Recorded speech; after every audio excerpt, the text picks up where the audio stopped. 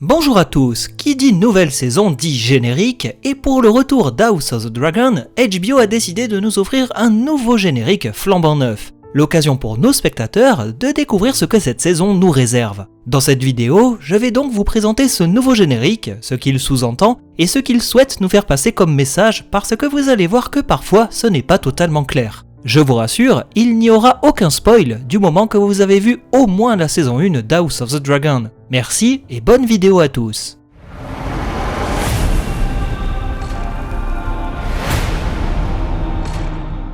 Je ne veux pas vous dire que je vous l'avais dit, mais je vous l'avais quand même dit. Dans mes dernières vidéos avant la sortie de la saison 2, j'avais pressenti que la série devait nous proposer un nouveau générique pour se raccorder à ce qu'elle allait nous présenter. La saison 1 nous dévoilait un générique mettant en scène la lignée du sang qui s'écoule au sein de la famille Targaryen. Cette lignée est amenée à évoluer au fil des saisons, créant de nouvelles lignées et ensanglantant les personnages qui décèdent au fur et à mesure que l'histoire avance. Vu que nous connaissons la lignée royale et les personnages qui la composent, ainsi que les liens qu'ils ont tissés au fil de cette histoire, la saison 2 devait nous proposer forcément un nouveau générique pour coller à cette nouvelle atmosphère. C'est désormais chose faite et voyons ce que cet opening a à nous offrir. Déjà, dans un premier temps, HBO a décidé de partir sur une immense toile où les fils se lient et se délient comme une gigantesque tapisserie médiévale. On pourrait croire qu'ils ont repris le générique de la série de la Roue du Temps, mais je dois vous avouer que j'ai plutôt vu là une inspiration de la grande tapisserie de Bayeux, dont le concept avait été repris pour célébrer la fin de Game of Thrones en 2019.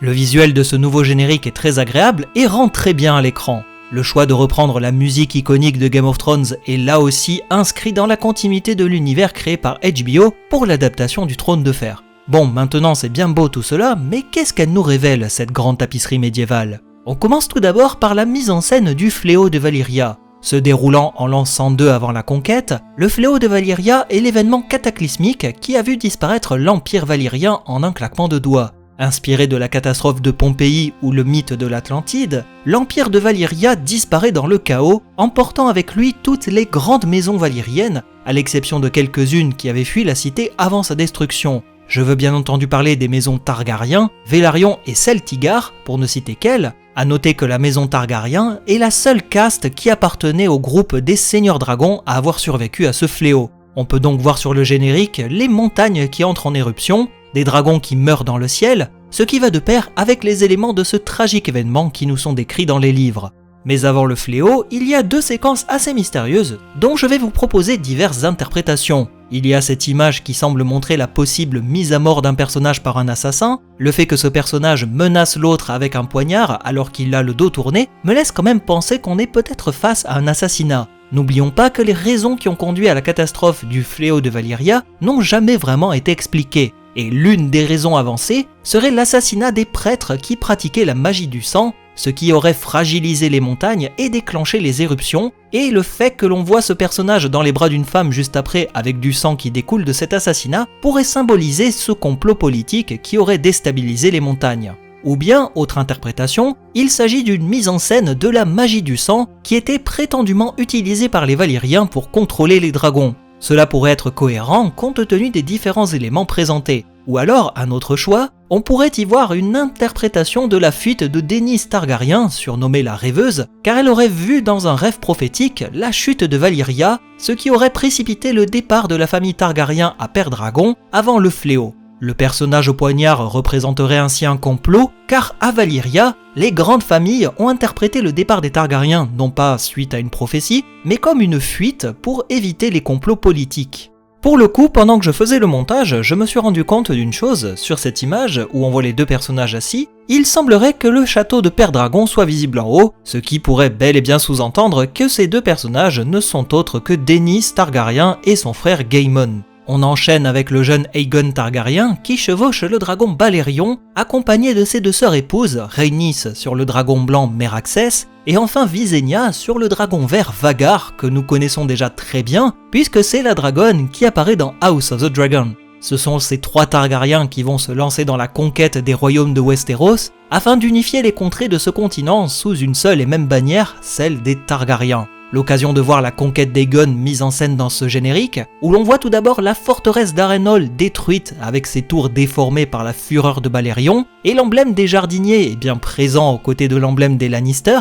preuve en est qu'il y a une représentation de la bataille du Champ de Feu, qui est là aussi un événement iconique puisqu'elle verra la destruction de la maison Jardinier, ainsi que la survie inespérée de la maison Lannister qui avait pris part à ce combat. Le personnage au centre est pour moi le roi Arryn Chaynu, qui a péri dans le hall de Harrenhal, et la hache étant un symbole de guerre pour la maison Chaynu qui appartenait au groupe des Fernets, dont viendra plus tard la maison Greyjoy.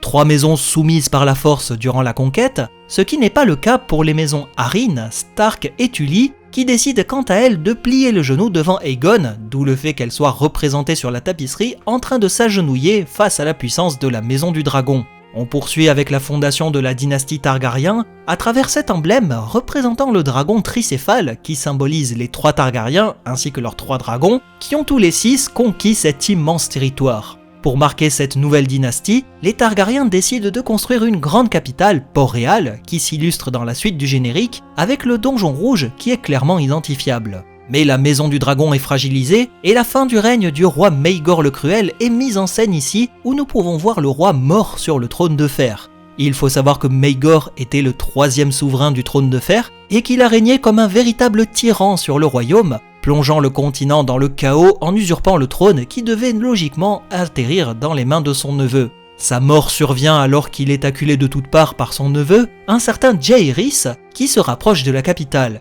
Un jour, Maegor est découvert empalé sur le trône de fer et personne ne sait ce qu'il s'est vraiment passé. Est-ce que le roi s'est suicidé de désespoir? Ou bien est-ce que quelqu'un l'a poussé sur le trône? Ou alors est-ce que c'est le trône lui-même qui a décidé d'assassiner le roi? Quoi qu'il en soit, cette image met bien en scène la mort du roi et elle donne aussi vie à une légende qui veut que le trône de fer blesse les souverains qu'il juge indignes de siéger sur lui. Quant aux 2 dragons qui regardent Maegor en train de mourir, il s'agit tout simplement de Vermithor à gauche, le dragon de Jaehaerys, et enfin de Aile d'Argent à droite, la dragonne d'Alysanne Targaryen. 2 créatures que nous devrions voir dans House of the Dragon, et je vous rassure, c'est déjà le cas pour Vermithor, qui est apparu à la toute fin de la saison 1, lorsque Daemon venait chanter une chanson en valyrien à côté de lui. Avec la disparition de Maegor, il faut un nouveau roi, et c'est donc logiquement l'avènement du roi Jaehaerys et de sa sœur épouse Alysanne Targaryen. C'est le 4e souverain du trône de fer que nous avons déjà vu dans le prologue de l'épisode 1 de la saison 1 d'House. L'étoile à 7 branches, symbole de la foi des 7, est avant tout là pour marquer la paix du roi et le retour de la foi sur le devant de la scène, alors que son prédécesseur avait lancé une grande guerre contre cette religion. C'est aussi très certainement un symbole du septon Bars, qui était la main du roi de Jaehaerys pendant la grande majorité de son règne, et qui est connu pour avoir grandement aidé à faire prospérer le royaume. On le voit d'ailleurs à droite avec ce sac de pièces d'or, symbole d'abondance et de richesse, car le règne de Jaehaerys a été le plus long de toute la dynastie Targaryen. Nous poursuivons avec l'introduction de la saison 1 d'House, lorsque le roi Jaehaerys nomme Viserys comme son héritier, après avoir réuni les puissants du royaume à Harrenhal.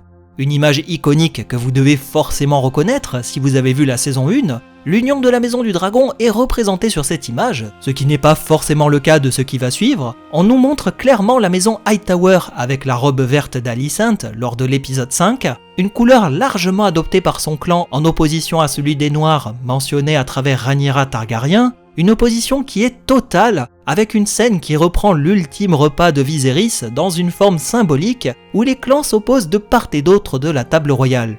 Vient ensuite le déchirement du royaume, avec l'avènement d'Aegon II et de Rhaenyra, 2 souverains avec 2 légitimités clairement revendiquées par leur clan sur le trône de fer. Juste en dessous d'eux, on peut voir des mains qui démontrent les mains tendues par les 2 camps, l'une misant sur ses dragons pour porter le message, tandis que les autres s'activent à envoyer des corbeaux aux 4 coins du royaume pour rallier les maisons à leur cause. Et autour d'eux, les emblèmes des grandes maisons de Westeros s'activent pour essayer de rassembler leurs forces en vue de la bataille à venir. La conclusion de ce générique nous propose l'affrontement entre les dragons au-dessus du ciel d'Accalmie, le point culminant de la saison 1 où le dragon Vhagar massacre Arrax ainsi que son cavalier Loqueris Velaryon d'un seul coup de mâchoire. Un acte qui déclenche la danse des dragons qui nous sera dévoilée dans cette saison 2, ainsi que les saisons à venir. La quête ultime pour arriver jusqu'au trône de fer, un objet de pouvoir qui trône fièrement au centre de la dernière image du générique comme quête ultime de ce conflit familial.